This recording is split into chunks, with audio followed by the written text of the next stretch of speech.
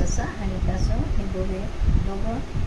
दोन प्राणी एकमेकाचं घनिष्ठ मित्र असतात. ते मित्र असतात की ना, काय होतं तर ससा एक दिवशी प्लॅन करतो की आपली मैत्री आहे ना, तर हुशार कोण, मी का तू, असं त्यांचा कॉम्पिटिशन लागतं पूर्वीच्या काळात. म्हणजे त्यावेळी काय होतं, ते दोघं ना काय करतात, हे करतात आपापसात ना चर्चा करतात आणि आपण ह्या कसा करायचा, कुठून धावण्याची शर्यत लावायची. ते दोघं ना धावण्याची शर्यत लावतात. तर तो ससा आणि कासव काय सांगतो, त्या टेकडीवरचं एकदम लांब उंच असं झाड आहे ना, त्यापर्यंत जायचं आणि परत यायचं. तर दोघं तयार होतात हां.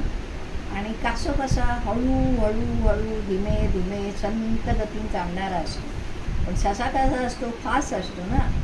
तर कासव चालतोय आणि ससा ना त्याच्या पुढं जातो आणि काय करतो, मस्त त्याला हिरवळ लागते, छान हिरवागार गवत दिसतात.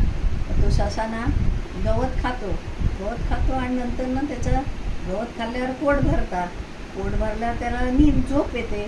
झोप आली का तो काय करतो माहिती आहे, तिथंच झाडाखाली मस्त सावलीत झोपून जातो. गवतात गारच्या थंड हवेची झुळूक येते.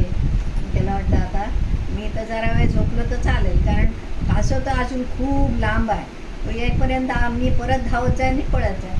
आणि त्याला जी झोप लागते तो झोपूनच जातो आणि कासव आपल्या संत गतीने एक पाऊल टाकत त्या झाडावर पोचतो.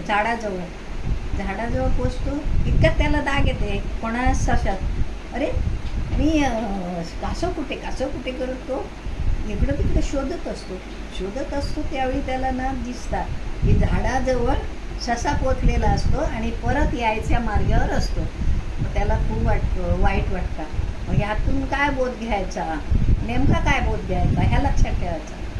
म्हणजे संत गतीने चालणारी माणसांना वाटतात दुसऱ्यास, कासवाच्या गतीने चालणारी ना ही प्रगती करतात आणि धाव करणारी माणसा प्रगती कसा, श्रीमंती आली का त्यातच गुंतून राहतो आणि त्यात सर्वस्व समजतो.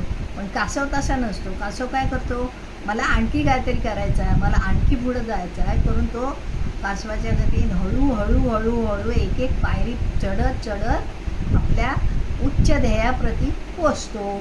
अशी ससा कासवाची गोष्ट आहे. ही सर्वांनी मान्य करावी.